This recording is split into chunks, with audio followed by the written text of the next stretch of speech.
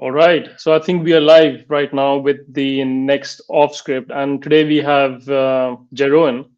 And unfortunately, we do not have Baji with us because she has fallen sick. And it's indeed the season of getting sick in Europe, especially if you travel. So I think we're going to have a part two with Baji. But hey, Jeroen, super happy to have you. A little bit of introduction, and then I'll leave the floor to you to give an introduction about yourself and Centrifuge. But we met at RWA Summit Cannes very briefly, and I know you're the co-founder and CTO. And we were introduced by Martin and Max early on, and it was exciting to learn about how fast Centrifuge has grown. But before we go into the journey, it would be wonderful for you to give a brief introduction as to your own journey with Centrifuge, a little bit of your background, and what is it that Centrifuge does for the audience that doesn't know about it yet. Yeah, nice to meet you, and thanks so much for having me. Excited to be here, and hopefully I can fill the shoes of Bashi as well. Although, yeah, it would be great to have her on in the future session. Yeah, so my name is Jeroen. I'm co-founder and CTO at Centrifuge. I've been working on this for almost 5.5 years at this point, which feels like decades, I would say, in crypto time.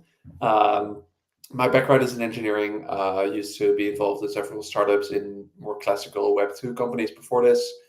Really learning a lot about kind of engineering management, how to build good products from 0 to 1 and so on. But certainly also seeing a lot of the inefficiencies in traditional Web2 software and a lot of the problems with traditional fintechs as well. So very interesting to kind of see that market and kind of learn from that. But then when I got across Centrifuge, what for me was really interesting is from a technical perspective, I think blockchains and crypto technology was always very interesting and intriguing. There was clearly a lot of potential there. But I think 5, 6 years ago, what was actually happening, the use cases were still very much limited. And especially what I noticed is that crypto on its own was mostly a very isolated ecosystem from traditional finance and traditional capital markets. And I think that is really what Centrifuge started with, was trying to see how can we combine these two different worlds? How can we bring together traditional systems and kind of learning from, centuries of finance with blockchain technology rails? And like 5, 6 years ago, this was a pretty crazy thing to say, and like real world assets were a term that like was coined and people didn't really get yet. And I think we had a lot of struggles trying to get this to be more integrated into DeFi. But what we've seen over the last 5 years is a huge change, especially in the last year or 1.5 years, around kind of the adoption of the mindset that tokenization as a form of using blockchain rails to bring finance on chain is a pretty inevitable outcome. I think that we've changed from discussing whether this will happen to discussing when it will happen, and really already starting to see like, the very first clear execution, not just like ideation. And so that's been pretty crazy. Of course, like we've seen BlackRock launching their BitL tokenized fund and widely adopted in the sense that tokenization is the future. To Janus Henderson, a partner that we work with very closely, launching their flagship AAA CLO ETF directly on chain and actually getting $1 billion allocation from the Sky ecosystem. And we've seen many more success stories like that, which are really proving, I think, what the world, like where the world is going to go. And Centrifuge's role, which I can talk about much more in second, is really enabling all of that, like helping these institutions bridge the gap and go on chain and actually integrate with DeFi. And like that to us is really important, like not just deploying a token and kind of saying, oh, we've tokenized something, but actually starting to bring real utility to tokenization, starting to bring the life cycle of asset management directly on chain. And that's where we really see our role and our ability to grow. Yeah, fascinating, right? I mean, I've been following Centrifuge's journey since quite the beginning. I think you managed to start at a time where really, like you mentioned, talking about it was crazy, and take it to a level where you're very much positioned at a place where institutions want to work with you very aggressively, and you're kind of in a position to be very selective about who you work with, which is great achievement. why don't we dive into the latest products, right? I mean, that's going to be even more enlightening for the first time listeners in case they haven't heard about this. So, you've recently launched the V3 white label. What is V3 white label for the new listeners? What does it do? Yeah, 100%. So the journey we've been in on over the last, I would say, 18 months is fundamentally rebuilding the Centrifuge protocol from scratch to really take all of the learnings that we've had over the years and build something that we believe will be the foundation for the next years, if not decades, of tokenization, and will enable all of the different use cases that we're seeing become possible. So we built the protocol really for our own needs with our flagship products like AAA CLO product that I just mentioned. So that's what we Yeah. call V3, which is Centrifuge V3. And so that's something we built starting like last year, and we launched middle of this year. What we're doing now and what we're starting to call Centrifuge White Label is really the next evolution of that, and it's really opening up that product for a much wider audience. So the core idea and belief that we have is that tokenization will only really work and will only really scale if everybody starts focusing on their specific niche and their specific specialization rather than rebuilding the same core building blocks every single time. Because what we saw very often is all these different RWA products deploying their own tokens, figuring out their own vaults, deploying their own oracles, and kind of figuring out everything from scratch every single time. Which means they were spending all of their time and resources and audit costs on these same building blocks and same components that everybody else has also already done. And so what we do at White Label is effectively take that entire infrastructure layer, that entire platform that we've built, and offer third parties to basically use that to go to market faster, save all of the significantly on audit costs, and basically build their own product from scratch on top of that base layer.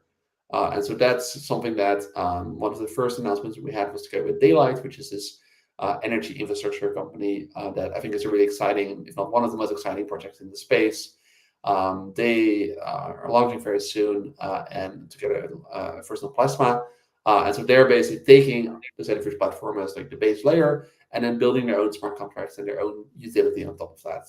And so that's the first, I would say, exciting use case that's launching, but we're starting to see a lot more demand for this, and we're seeing a lot of growth in different areas with it.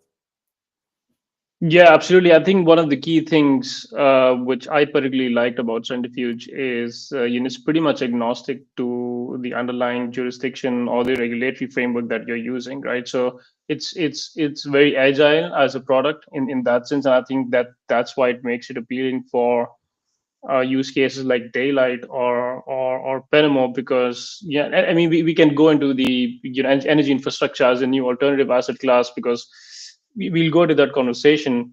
But sticking to Centrifuge, that's one of the things that I personally liked about it. It's very light in terms of understanding what the product is, and you don't have to be stuck to a certain jurisdiction, per se. Interesting. So that basically makes life of anybody who is interested to tokenize any given asset, and that's where Centrifuge comes in. It's you can apply your own branding, and that's it. It's pretty much plug and play from that point of view. The other thing which I wanted to go next into is proof of index, the POI. What does that have to do, and why is it important right now? Yeah, so I think one of the most interesting asset classes to tokenize today is really index funds, specifically equity index products. So we recently launched a few months ago the first fully natively tokenized S&P 500 product together with S&P Dow Jones themselves. And so really the goal there is to basically give crypto investors access or exposure to equity index markets, right? So in that case, US equity markets. So like the end goal there is of course like a wider investor access and basically giving everybody access to the same financial assets that I would say larger institutional investors do. But to be able to accomplish that, to be able to do that transparently, obviously you want to be able to verify what is actually going on, am I actually investing in. But the challenge is that the underlying data with an index product like this is ultimately the core IP and the core kind of business proposition that an index provider like S&P is actually creating. So trying to combine that with a public blockchain where you just put everything publicly and transparently doesn't really work. So what we basically build is this infrastructure layer called proof of index that basically allows any investor to actually verify what is the index portfolio that they're investing in. Is it matching what it should be, without fully getting access to the underlying data? So ultimately, it's about investor protection and transparency, being able to understand what you're investing in, while remaining fully compliant and remaining for the index providers like S&P to actually keep full sovereignty over their data and full kind of compliance and control over who has access to this. So that's something that we rolled out and have been kind of building on iteratively, and we're working with a lot of other partners to scale in the next year. Yeah, absolutely. I mean, what's interesting is when we were at the summit, and there was a nice panel with you and the S&P. I forgot the name of the person. And then it's nice to see that they're often signs of nice partnerships. Early on in the form of panel discussions and podcasts, and then it comes out later as like, hey, we've done something cool. So that is nice. I mean, I'd like to go into the discussion soon on, there's still so many institutions and players out there in the capital markets, especially, who are still questioning whether tokenization makes sense or not. Yet you have the industry leaders who are pretty much betting everything on this. So, we'll get into that. But I think while we're on the Centrifuge product, I think it makes sense to understand the story of Janus Henderson's JAAA, CLO ETF, the tokenization. How did that happen? What was Janus's, motivation to get into this, and what was Centrifuge's role? Yeah, 100%. I think it's one of the most interesting tokenized assets in the market today. So there's a lot that we can talk about. So really, I think you have to take roughly a year ago, we have to look at where the market was. Really, I would say the RWA market a year ago was all about T-bills, right? Everybody was launching new T-bill tokens, and that was what there was most demand for. The problem was, of course, that if everybody has access to T-bills, it's not really compelling or differentiated product for, let's say, a stablecoin protocol that wants to get exposure to a strong, diversified collateral backing. And so we started thinking about what is the right kind of assets that we believe are suitable for the current, I guess, where it's currently demand. And so what we quickly encountered is we already were talking with Janus Henderson, and we already had been working with them on their money market fund called JTRSY, is that actually their flagship product and the financial asset that they're really the market leader in is this ETF called JAAA. And so JAAA is basically an ETF that is buying AAA's created CLOs, which basically means it's a very high grade investment grade credit exposure that effectively is about 200 bips or 2% above the risk-free rates, while still having very, very high liquidity. And you can sell hundreds of millions, if not billions, in a day on traditional capital markets. So that's really compelling because you basically have an asset that is significantly higher yield above risk-free rates, while having very, very high liquidity and having relatively low volatility in comparison. So of course, slightly higher risk than money market fund, but quite interesting where it is on the risk return curve. And so that was basically the perfect asset for the Sky ecosystem to basically expand their collateral. So Sky obviously issues the USDS stablecoin and a savings version of that. And they basically need strong collateral that is providing an interesting yield while being very low risk and being very high liquid. So we were already working with them, and then we started collaborating directly with Grove, which is this Sky ecosystem sub-DAO that basically focuses on allocating to RWA assets from the Sky balance sheets. And so they basically committed to allocating $1 billion to that, and that's actually what they've done over the last year. And what's been really interesting is we started working with Janus Henderson early on as a partner to basically be able to tokenize, and they were really market leading in seeing the potential for this and explicitly being wanting to be involved in this and not just talk about it and launch a POC, but actually make meaningful moves in the markets. So it was really amazing to work with them and be able to pretty quickly launch this. I think it went from idea to allocation in 3 months. And so it's been really interesting to see Janus Henderson basically move, start at the initial position of this is something that we want to commit to and want to get involved in, to launching multiple products together. And then basically we've launched 3 products with them now. And now we're spending a lot of time together with them on like, how can we actually take this further? Like, how can we start increasing operational efficiency, building more automation, like helping you scale fund businesses and so on. So there's a lot that we're kind of exploring together. And I think, or I really believe that I think the long-term gains and wins will really come from like a strong collaboration between technology and like DeFi native protocols like Centrifuge with the institutional partners like Janus Henderson.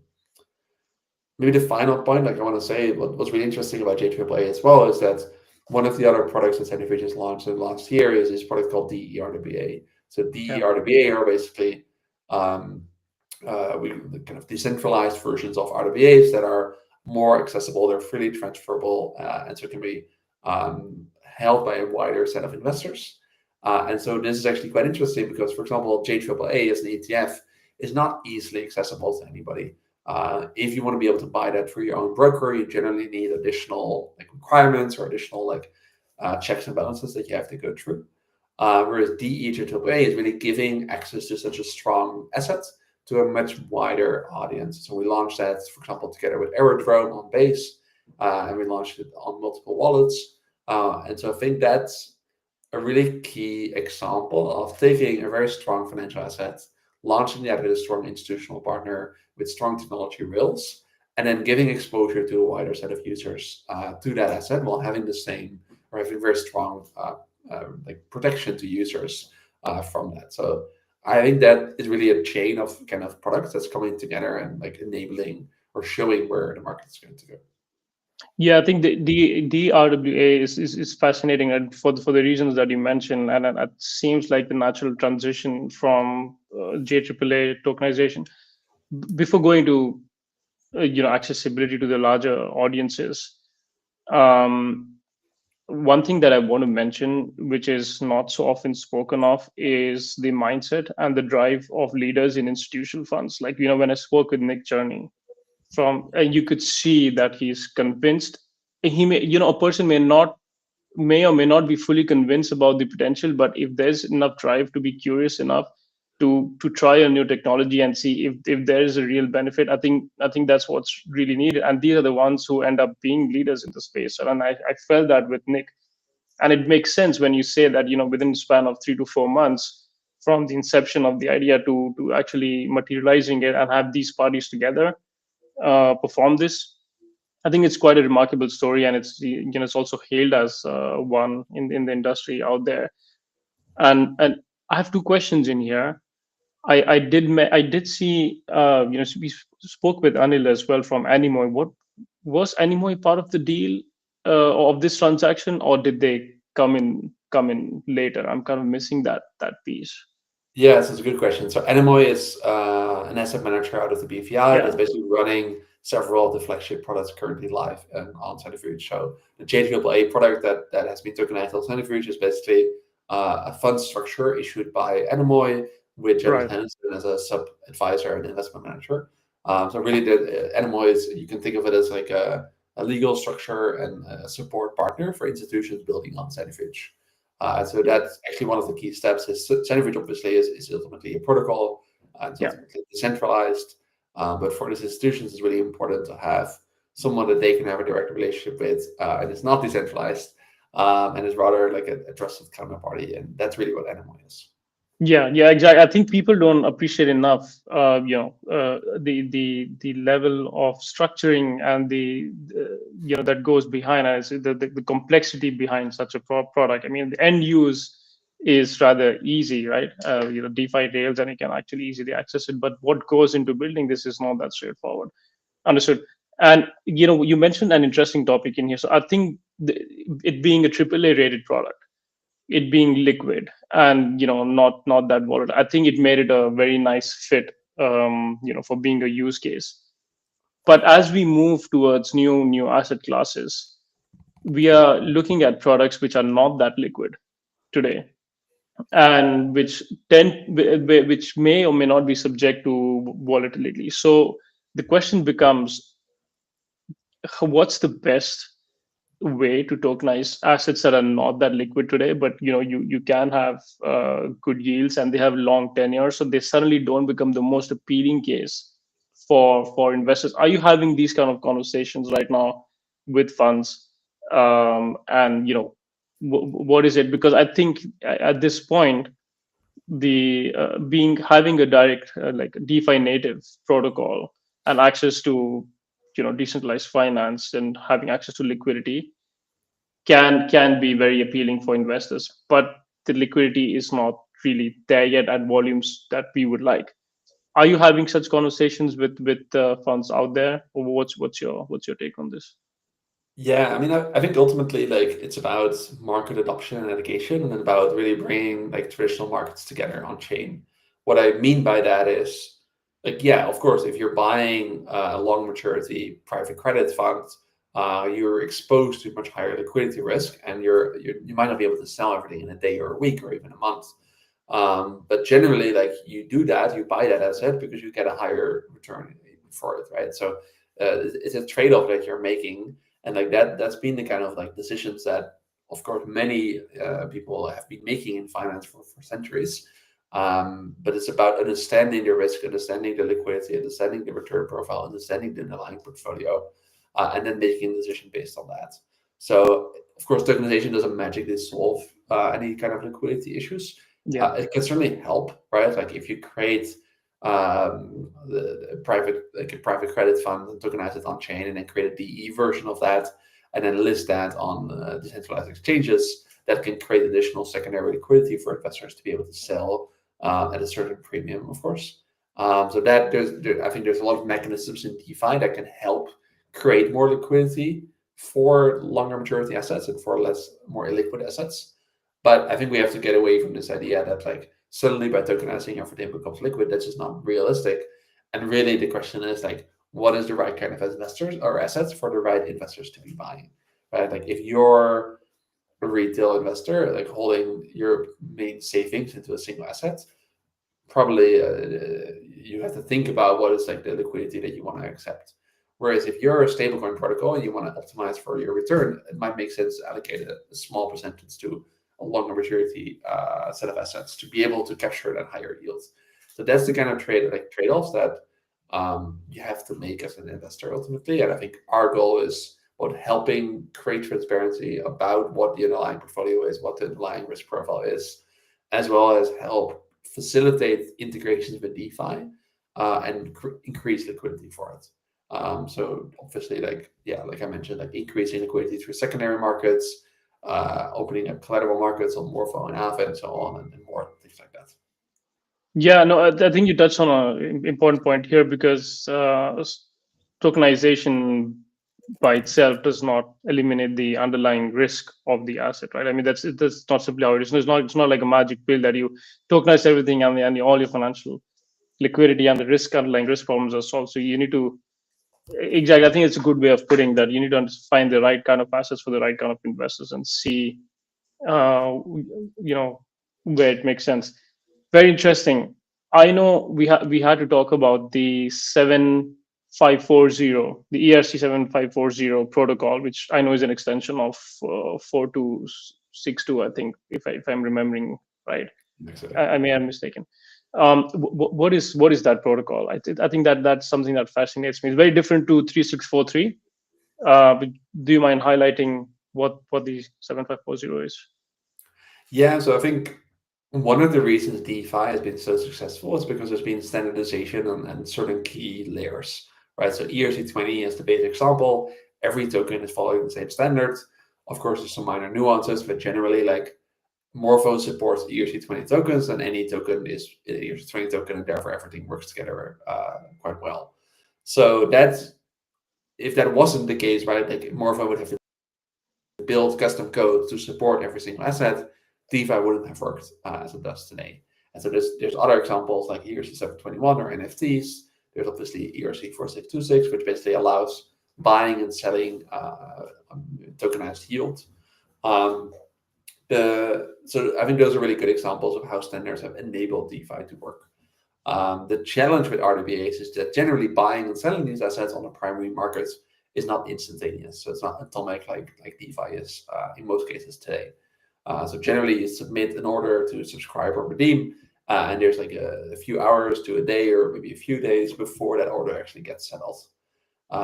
So what we've seen in the past is that every single protocol would build their own logic for handling these orders.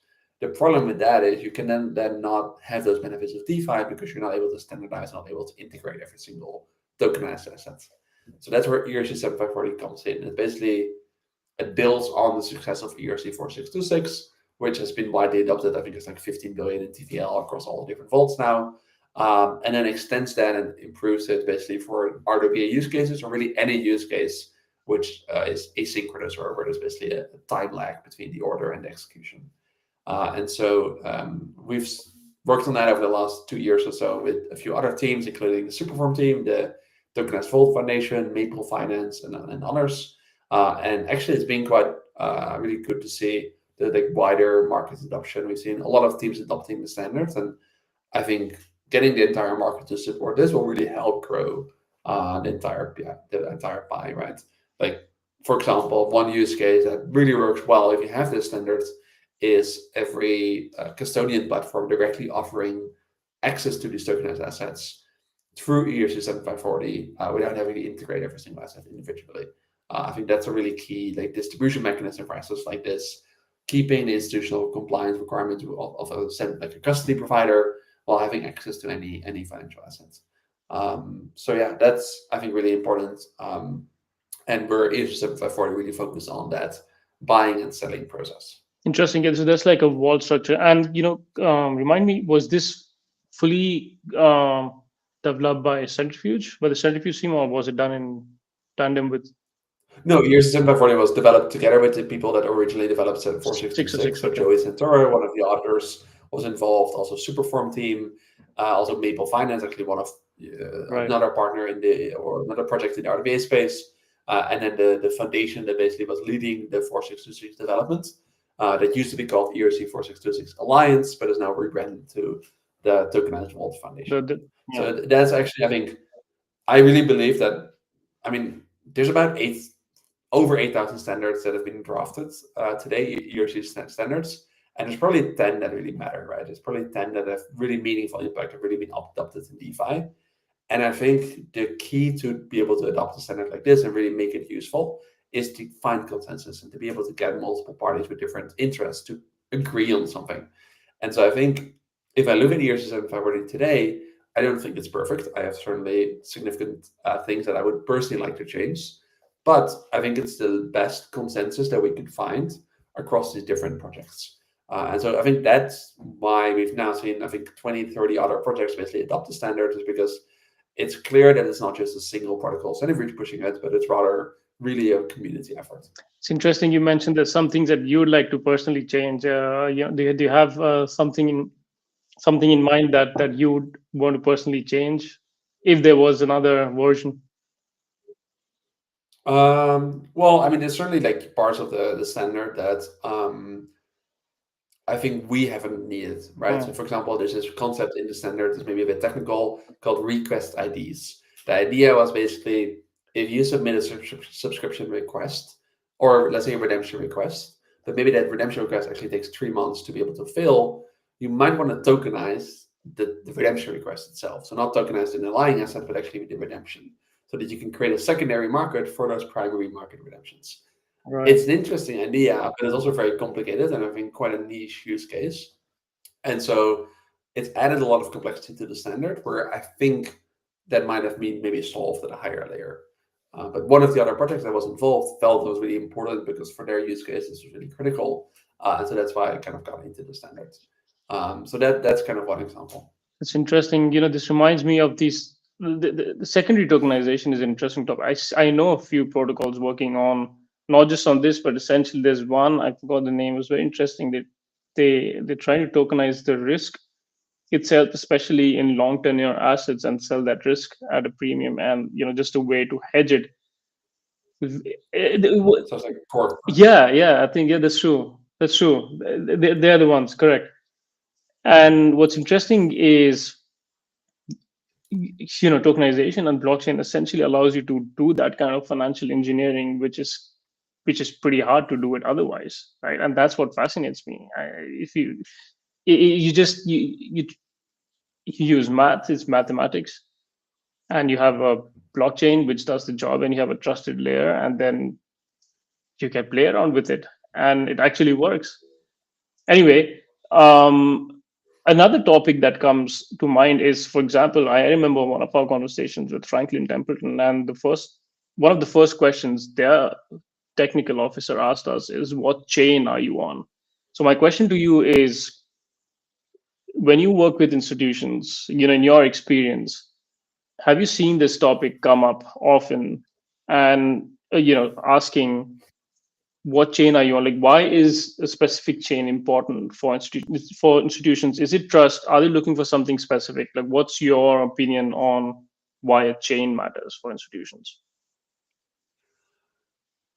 I think most of the conversations we've had with institutions, the first one of the main topics is how do we find distribution, and Sure. who's the ultimate customer and buyer of these assets? And so that's, I think, really the key driving factor, and like where are they going to launch a certain tokenized assets? And so that's also one of the core kind of theses we have at Centrifuge, is that obviously, like in the last 5 years, we've seen the market grow from like Ethereum mainnet plus like a few alternative L1s to now like hundreds of like L1s and L2s. And like there's a new chain launching basically every week. And there's new like distribution channels for all these different assets. And so our kind of assumption and like what we're trying to do is really abstract all of that complexity away. Our platform basically allows an issuer on Centrifuge, someone either using a white label product or working directly with Anemoy, to tokenize their asset on multiple chains simultaneously and manage that all from a single chain. So they don't need to worry and like have kind of the increased operational complexity with controlling their token on like 10 different chains, but they still get access to the investors there. So I think that really what's most critical for most of these institutions is where can we actually distribute. I think long term, I certainly think that the main reason for having L2s and having like different blockchains is ultimately specialization. It's ultimately being able to create different use cases on different blockchains and being able to optimize those blockchains for those different use cases. So I think it's very likely that institutions that there will either be specialized blockchains for certain use cases, like maybe there's a trading chain or payments chain or collateral markets chain, or potentially more likely there's like specific businesses being run on certain blockchains, right? So larger institutions actually running their own layer 2 blockchains and like prioritizing features on that chain specifically for their use case, and then integrating that with all the other networks for distribution and integration and DeFi and so on. So I think that that's certainly an area where a lot of people are thinking about, but I think today we're still in a place where most chains are pretty generic and pretty open purpose, and I think that's something that will naturally evolve over time. Do you think there's going to be a consolidation of transactions in a few L1s, maybe L2s, and the rest are just going to be on the side? So you think are we going into that direction? I think it will depend on the product, right? Like certainly if you have AMMs as an example, like there's benefits to having liquidity aggregated in a single place. But maybe as an example, like tokenized loan markets, it might not matter as much if you can basically deposit collateral on a single chain and borrow liquidity on another chain. Then it's pretty easy to like distribute that. I think that's clearly the direction that both Morpho and Euler and Aave all directed, like going in, where you can basically use multiple chains to kind of prefer. So I think it will depend on the use case, and I think it will depend on how the market like will change. I certainly think and believe that not everything will be centralized. I think there will be a lot of reasons for like separating and specializing. Interesting. Yeah, I mean, there's obviously a reason why. I mean, at least I remember the early conversations with Onyx that at least we had. Their initial idea, like with JP Morgan, their idea was to have their chain only for the institutions. But I think pretty soon they realized that you can't simply have a blockchain which is super private. There is a reason why chains have to be public, and and then they opened up. But I told you, Jeroen, we already passed the 36 minutes mark, and I think at this time we usually have a look at community questions. So Nidhi, if you have Amazing. Centrifuge, thanks for all the incredible work so far. Can you share whether V3 fee router activation will include fee sharing for CFG holders? That's a very specific one. Sure. Yeah. So the protocol fee has basically been adopted by Centrifuge. There was a mandate accepted by the DAO to basically have Centrifuge Network Foundation manage fees, because obviously a lot of this is cannot be fully decentralized. So there will be fees and revenue from all of the products live on Centrifuge that will ultimately flow back to CFG holders, because the foundation is fully, acting on behalf of the CFG holders. So that's certainly like what's been happening, and like all of the products that are live today are accruing fees, and that will flow to CFG holders as well. Yes. Interesting. Do we have another one? Okay, perfect. From Festus, as tokenization scales, do you see more Anemoy type entities emerging to serve as a legal wrapper for institutional RWA issuance, or will larger asset managers internalize that function? I think it will likely evolve similar to how current traditional finance works, which is you have certain large institutional asset managers that have their own internal back office, their own internal fund administrator, their own internal transfer agent, and basically building everything themselves. And then they have many of them actually externalizing that to different service providers. So that will really depend on like how an asset manager is making money, is ultimately running their business. And so I think there will be many more Anemoy type entities that are supporting the tokenization efforts and the on-chain asset management efforts. But I also think there will be many institutions that will be building more and more in-house and kind of internalizing it. So I think really the reality is, right, like RWAs today are maybe a $20 billion market. Total like finance is in hundreds of trillions. So I think both will grow a lot. Yeah, I think my take on this is, asset managers usually have,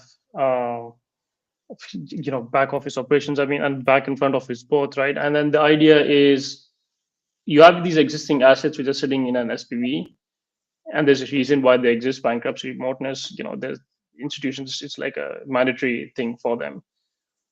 But then there's what's fascinating for me is, can you move beyond SPVs to on-chain native issuances? That's where things get even more exciting, where you don't need these complex wrappers which are mandatory. And I think there are certain jurisdictions which are aiming for that, and I think that's when things get even more fascinating. Next one, do you see tokenization scaling faster through private markets or public ones? That's an interesting question. Depends how you see markets in DeFi today, right? Like certainly, if you tokenize an asset and you allow it to be traded through the RWAs on Aerodrome, really you're creating a public market for that asset, right? Whereas if you're buying that asset directly on through the primary assets, so the underlying non-DE version, you basically have the private markets. So I think there will be both. I think in the short term, most demand for tokenized assets is really coming from larger DeFi native buyers like stablecoins and DeFi foundations. Most of those will be effectively private markets. But I think long term, a lot of the benefits of DeFi come from opening access to these assets and creating more public markets for like a wider tail of financial assets. So I think it's really both. It's hard to kind of delineate, and I think if tokenization works well, the difference between private markets and public markets will become much smaller, because really you can access the assets through both, and any tokenized asset effectively becomes publicly tradable through Uniswap. Yeah, I would align with this. I think when it comes to speed, in my opinion, I think private markets tend to move faster than the public ones. But again, as it depends on how you define public, but we are moving to the point where we're going to go into the new assets, and especially in, like, for example, in large energy infrastructure or any infrastructure, large infrastructure, you need what is often termed as blended finance. You need public and private capital, right? So especially for the energy transition, you've seen that with daylight and what we are doing. You need, public capital is simply not enough. there's the rising amount of data centers needs exuberant amounts of energies and so on. So you need private capital participation. And so we've had one of Germany's largest public banks a conversation with one of the SVP, and he mentioned that they're super keen to try on tokenization. So I think whatever accelerates private capital into these asset classes, and the public guys are automatically incentivized to adopt the new technology. I think there's going to be a time where the lines blur, and then both are kind of working together, and then the volumes start increasing and the speed increases with that. So it's a good question. Do we have more? Maybe. Okay, there's more. What would you redesign today if you were starting from scratch? It's a very broad question. Starting what from scratch? Is it talking about tokenized systems, or are you talking about a podcast? I mean, but you can take it the way you feel, Jeroen. I mean, maybe if I think about just Centrifuge as a company, Sure. certainly I wouldn't have started 7 or 8 years ago. Like definitely we were way too early, and like although we had a lot of lessons learned from that, I think like this only started taking off like a few years ago. So that's maybe kind of the more funny take. In terms of like the product and what we've built, there's not that much that would change. Like I think we've spent a lot of time already making sure that we built the right product. So I'm pretty happy with like Centrifuge V3. It really changed much there. That's a good one. Like there is but wouldn't you argue that there's this curve? It's called Daniel Kruger curve, and it comes in different formats, right? It's like there's this hype curve. You go really up, and then you go down, right? And then you realize that, oh, okay, the hype is actually not that real. And then you have a steady climb, and then you reach stabilization. But I think had you not started that early on, you wouldn't be at the stage where you are today, right? Because that experience that you've had of being that early, and then it goes up and goes down, then it's finally rising up again to a stabilized adoption. I would argue, it's a good thing you started early on, right? I mean, you have that leverage in the industry. You made the right connection, and you have that trust. That's a good question. I'd like to get back to our own. Maybe we can leave the question towards the end, Nidhi. I'd like to go on to the next one. If there's an institution, Jeroen, who is, or rather, there are institutions out there who are considering whether they should take on tokenization or not. What would you, or what do you rather observe is the biggest motivation for institutions to take on tokenization today? Is it fear of missing out, or do you see more conviction on their end that okay, we are convinced this is going to work, or is it that because Larry Fink and Jamie Dimon are really talking about it, and then there's S&P, we should also get on board? I mean, it's both, right? Like certainly like fear of missing out is part of it. Like I think everybody now realizes this is inevitable and they cannot be too late to the game. But I think what's interesting is what we're seeing is, and we're talking to a lot of the top asset managers in space today, is they really all have their own different convictions on the space. So they have their own reasons for why they're prioritizing it today. And it's not just fear of missing out. Like it's either like some are more focused on like the operational efficiencies that can be gained from like on-chain tokenization and smart contracts. Others are more focused on the benefits of distribution and integration into DeFi. As we see a lot of conviction, but certainly for like different reasons. And that's, I think, a really good sign, because ultimately like tokenization is, there's not just single reason to do it. There's many reasons. And we're seeing different institutions like choose to ride their own path and choose their own kind of conviction.